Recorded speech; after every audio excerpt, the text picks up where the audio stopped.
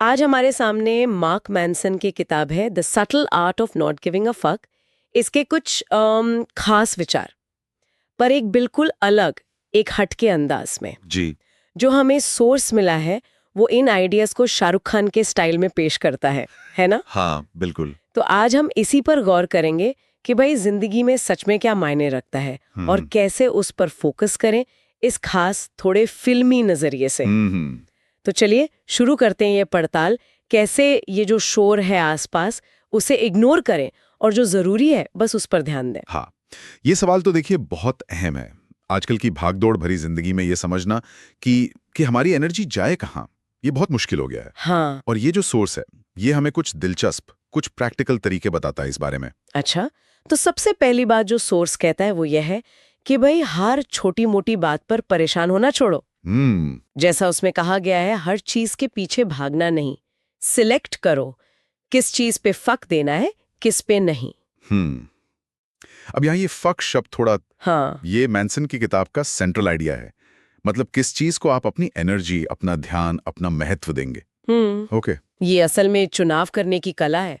देखिए, जीवन में तो हजारों चीजें होती हैं। हाँ, बिल्कुल। अगर हम हर एक चीज पर रिएक्ट करने लगे तब तो हो गया, हमारी सारी मेंटल एनर्जी खत्म। सही बात है। तो ये चुनना कि किन बातों पे ध्यान देना है, किन पर नहीं, यही क्लैरिटी लाता है, यही मानसिक शांति देता है। एक तरह का फिल्टर लगाना है, समझिए। वो फिल्टर लगाना सुनने में तो सही लगता है, पर असल जिंदगी में कैसे करें? आसान है? आसान तो नहीं कहूंगा, पर हाँ, कॉन्शियस जरूर हो सकते हैं। मतलब सचेत। जब भी कोई चीज परेशान करे, एक सेकंड रुककर सोचें, क्या ये मेरे बड़े लक्ष्य, मेरी वैल्यूज के लिए जरूरी है? अगर जवाब नहीं है तो शायद उसे जाने देना ही ठीक है। जाने देना। ओके। और यहीं से मैनसन का दूसरा विचार भी जुड़ता है मेरे ख्याल से। हाँ, अगला विचार जो है वो संघर्ष से जुड़ा है। स्रोत कहता है कि दुख और तकलीफें कहानी को ब्लॉकबस्टर बनाती हैं।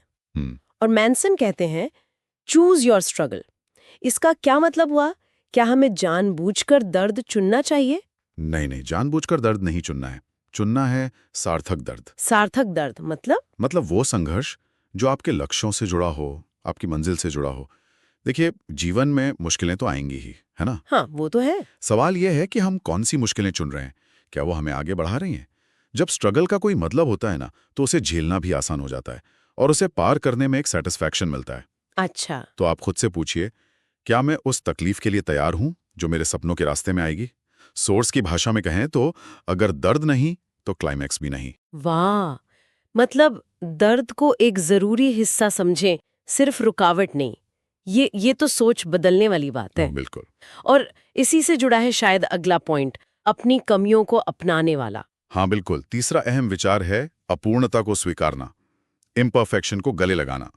स्रोत इसे बड़े अच्छे से कहता है, जब तुम एक्सेप्ट करते हो कि हाँ भाई मैं फ्लॉड हूं, तभी तुम ओरिजिनल बनते हो, तभी ऑडियंस से कनेक्शन बनता है। इसका मतलब है कि परफेक्ट बनने की जो रेस है उसे छोड़ दें। पर इससे लोग हमें कमजोर नहीं समझेंगे? हो सकता है कुछ लोग समझे, पर ज्यादातर लोग जुड़ाव महसूस करेंगे, ऑथेंटिसिटी महसूस करेंगे। अच्छा। देखिए, परफेक्शन का जो मुखौटा होता है ना, वो हमें दूर कर देता है दूसरों से। जब हम अपनी कमियां मानते हैं तो हम ज्यादा सच्चे लगते हैं, ज्यादा इंसान लगते हैं। हाँ, ये बात तो है। और ये जो सच्चाई है, यही गहरे रिश्ते बनाती है।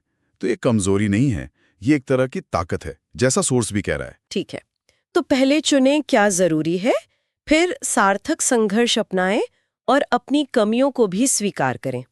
इसके बाद आता है जिम्मेदारी वाला पहलू। हाँ, रिस्पॉन्सिबिलिटी।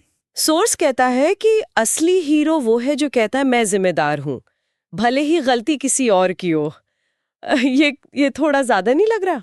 नहीं, देखिए, यहाँ बाहरी गलती की जिम्मेदारी लेने की बात नहीं हो रही। यहाँ बात हो रही है अपनी प्रतिक्रिया की जिम्मेदारी लेने की। अपनी प्रतिक्रिया की? हाँ, इसे साइकोलॉजी में लोकस ऑफ कंट्रोल कहते हैं। मतलब हालात शायद हमारे कंट्रोल में ना हो, पर हम उन पर रिएक्ट कैसे करते हैं, ये हमारे हाथ में है। ओके। तो दूसरों पर उंगली उठाने के बजाय या हालात को कोसने के बजाय जब हम अपनी प्रतिक्रिया पर ध्यान देते हैं तो हम ज्यादा पावरफुल महसूस करते हैं। एम्पावर्ड। ये शक्ति बाहर से नहीं, अंदर से आती है। समझ गई। तो फोकस इस पर कि मैं क्या कर सकती हूँ या मैं कैसे रिएक्ट करूं, ना कि किसने क्या किया। ये वाकई, हाँ, ये हीरो वाला एटीट्यूड लगता है। बिल्कुल। और फिर आखिरी पॉइंट, वो शायद सबसे गहरा है, मौत वाला। हाँ, अंतिम विचार हमें याद दिलाता है जीवन की नश्वरता की, मॉर्टैलिटी की। स्रोत एक सवाल पूछता है, एक दिन ये शो खत्म हो जाएगा तो सोचो किस स्क्रिप्ट के लिए तुम जीना चाहते हो। ये वही मेंटो मोरी वाला सिद्धांत है, याद रखो कि तुम नश्वर हो। इसका मकसद क्या है? डराना है क्या? नहीं, डराना बिल्कुल नहीं, जगाना है। जगाना कैसे? जब हमें ये याद रहता है कि भाई जिंदगी लिमिटेड है, टाइम कम है, तो हम फालतू चीजों से ऊपर उठ जाते हैं। जैसे दूसरों की राय क्या है, छोटी मोटी आलोचनाएं, दिखावा, इन सब से ध्यान हट जाता है। अच्छा। और हमारा फोकस शिफ्ट होता है उन चीजों पर जो सच में मायने रखती हैं। कौन से काम हमें अंदर से खुशी देते हैं, क्या चीज हमें संतुष्टि देती है। ये हमें एक मीनिंगफुल स्क्रिप्ट लिखने के लिए इंस्पायर करता है, ना कि सिर्फ तालियों के लिए जीने को। वाह!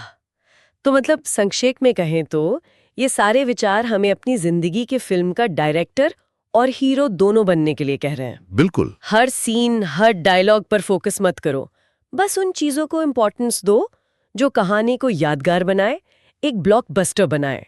जैसा सोर्स ने कहा है ना, जिंदगी एक फिल्म है, सिर्फ उन्हीं चीजों को इम्पोर्टेंस दो जो तुम्हारे ब्लॉकबस्टर बनने के लायक हो। एकदम सही। और इस पूरी चर्चा के बाद मेरे ख्याल से सोचने वाली बात यह है कि हमारी अपनी जिंदगी की जो फिल्म चल रही है, उसकी स्क्रिप्ट में वो कौन से मूल तत्व हैं, वो कौन सी वैल्यूज हैं, हाँ, जिन्हें हम सबसे ज्यादा अहमियत देना चाहते हैं। वो कौन सी चीजें हैं जिन्हें हम भारी शोर शराबे से बचाकर सहेज कर रखना चाहेंगे। इस पर सोचना काफी फायदेमंद हो सकता है।